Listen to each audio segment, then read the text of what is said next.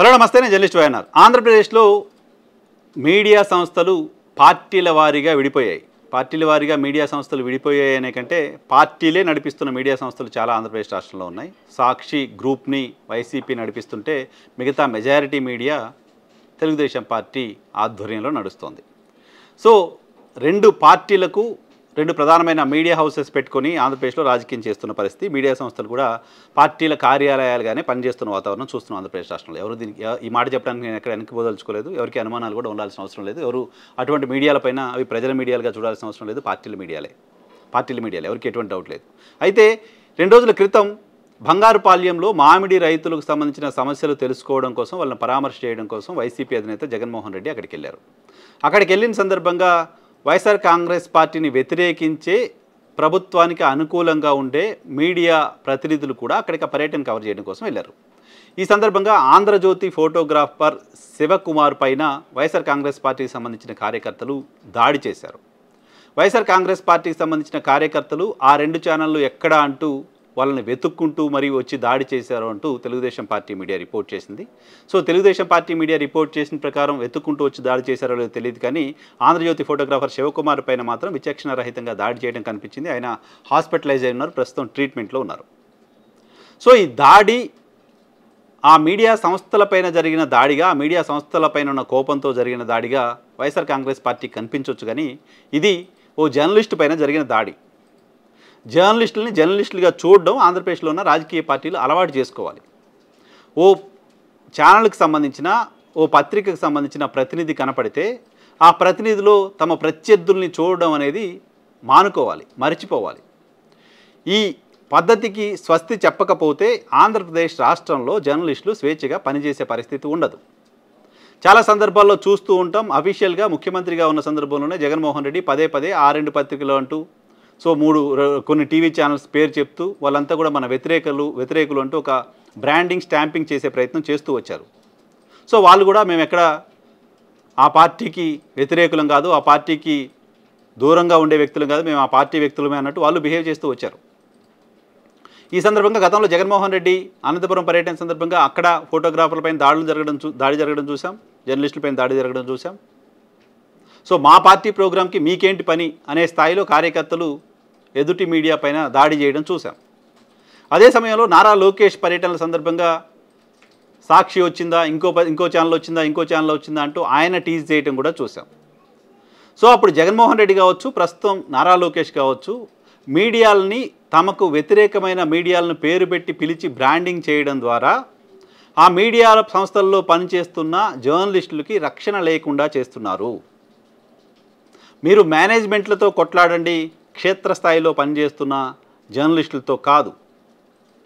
క్షేత్రస్థాయిలో పనిచేస్తున్న జర్నలిస్టుల ఆత్మస్థైర్యం దెబ్బతినే విధంగా మాట్లాడుతూ వచ్చారు ఇప్పటివరకు. ఇప్పుడు నేరుగా దాడులకు పాల్పడుతున్నారు. ఇది ఏమాత్రం సహించేది కాదు. దీనిపైన రాజకీయ పార్టీలే బాధ్యతగా వ్యవహరించి ఉండాల్సింది. జగన్ పర్యటన సందర్భంగా ఫోటోగ్రాఫర్ పైన దాడి జరిగితే వైసీపీకి సంబంధించిన నాయకులు ఏ ఒక్కరూ కనీసం ఖండించరా? ఇది తప్పు, అతనిపైన దాడిని ఖండిస్తున్నామనే ఒక మాట మాట్లాడే తీరిక, ఓపిక ఎందుకు లేకుండా పోయింది?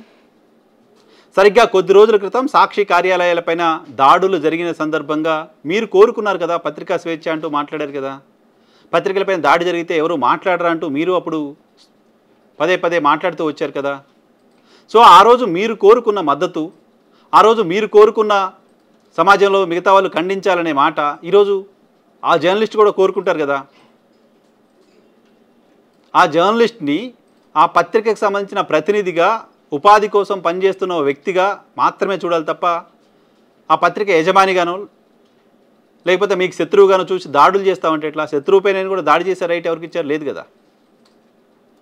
అలాంటి సందర్భంలో వైఎస్ఆర్ కాంగ్రెస్ పార్టీకి సంబంధించిన నాయకులు కనీసం అతన్ని పరామర్శ చేయకపోవడం, నాకున్న నాలెడ్జ్ ప్రకారం ఇప్పటివరకు వైసీపీకి సంబంధించిన నాయకులు ఎవరు అతన్ని కనీసం పరామర్శ కూడా చేయలేదు, అతనిపై జరిగిన దాడిని ఖండించలేదు. దాని ద్వారా ఏం మెసేజ్ ఇవ్వదలుచుకుంటున్నారు? మా ప్రోగ్రామ్స్కి వస్తే ఇలాగే దాడి చేస్తాం, కొడతామనే ఒక మెసేజ్ని మిగతా మీడియాకి మీరు ఇవ్వదలుచుకుంటున్నారా? అదే కనుక నిజమైతే దట్ ఈస్ వెరీ అన్ఫార్చునేట్.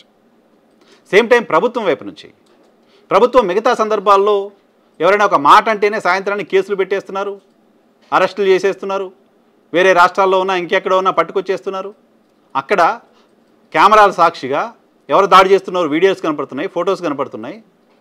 ఆ ఫోటోగ్రాఫర్ పైన దాడి చేసిన వ్యక్తులపైన ఇప్పటివరకు కేసు నమోదు చేసి అరెస్ట్ చేసినట్లుగా నేను ఎక్కడ వార్త చూడలా, కనపడట్లా. ముఖ్యమంత్రి మాట్లాడారు, పరామర్శించారు, సరిపోతుందా? జర్నలిస్టులపైన దాడి చేస్తే కఠినంగా ఉంటామని ఒక మెసేజ్ని పంపించాల్సిన అవసరం ప్రభుత్వం వైపు నుంచి లేదా? ప్రభుత్వం ఆ బాధ్యత తీసుకోలేదా? శివకుమార్ పైన దాడి చేసిన నిందితులు ఇప్పటికే జైలు ఊచలు లెక్కబెట్టి ఉండాలి కదా. భౌతిక దాడులు చేసే హక్కు ఎవరిచ్చారు? అలాంటి భౌతిక దాడులు చేస్తున్న వ్యక్తుల పట్ల ప్రభుత్వం ఎందుకు ఉదాసీనంగా ఉంటుంది? ఎందుకు కేసులు పెట్టట్లేదు? ఎందుకు జైలుకు పంపించట్లేదు? పార్టీలుగా మీరు మాట్లాడుకుంటారు, మీరు కేసులు పెట్టరు, మీరు అరెస్టులు చేయించరు. ఇంకో పార్టీగా వాళ్ళ కార్యకర్తలతో దాడులు చేయిస్తుంది, వాళ్ళు కనీసం స్పందించరు, పరామర్శ చేయరు, సానుభూతి వ్యక్తం చేయరు, దాడి తప్పు అని మాట్లాడరు. సో రెండు పార్టీలకు కొమ్ము కాస్తున్నా, రెండు పార్టీలు మేనేజ్ చేస్తున్నా, రెండు పార్టీలు ఆర్గనైజ్ చేస్తున్న మీడియా సంస్థల్లో పనిచేస్తున్న ప్రతినిధులకు సంబంధించిన రక్షణ ప్రమాదంలో ఉంది. పార్టీలుగా మీడియాలుగా మీరు కొట్టుకుంటున్నారు, కానీ క్షేత్రస్థాయిలో ఉన్న జర్నలిస్టుల రక్షణ సంగతి పట్టించుకోకపోతే ఎలా? ఇటీవల గుంటూరు జిల్లాకు సంబంధించిన సాక్షి ప్రతినిధి అశోక్ పైన దాడి జరిగింది. అశోక్ పైన దాడి జరిగిన సందర్భంలో ప్రభుత్వం వ్యవహరించిన తీరుపైన కూడా విమర్శలు ఉన్నాయి. కనీసం పట్టించుకోలేదు ప్రభుత్వం, కనీసం వారిపైన కేసులు నమోదు చేయలేదు, ఏం మెసేజ్ ఇవ్వదలుచుకుంటున్నారు? సో జర్నలిస్ట్ సంఘాలు కూడా పార్టీల అనుబంధ సంఘాలుగా కాకుండా జర్నలిస్టులపైన దాడి జరిగితే వాళ్ళు ఎవరైనా, ఏ మీడియా సంస్థ అయినా, ఆ మీడియా సంస్థల్లో పనిచేస్తున్న జర్నలిస్టులు ఉపాధి కోసం పనిచేస్తున్నారే తప్ప ఆ మీడియా సంస్థకు సంబంధించిన ఎజెండాతో, ఆ మీడియా సంస్థకు సంబంధించిన గొడవలతో వాళ్ళకి సంబంధం ఉండదు. అక్కడ జర్నలిస్ట్ సంఘాలు కూడా మరింత వైబ్రెంట్గా పనిచేయాల్సిన అవసరం ఉంది. ఇప్పటికైనా వైఎస్ఆర్ కాంగ్రెస్ పార్టీకి సంబంధించిన నాయకులు దీనిపైన స్పందించి క్షమాపణ కోరాల్సిన అవసరం ఉంది. ఆ ఫోటోగ్రాఫర్ని ప్రభుత్వం కూడా సీరియస్గా యాక్షన్ తీసుకుని నిందితులపైన కేసులు నమోదు చేసి అరెస్టులు చేయించాల్సి ఉంది.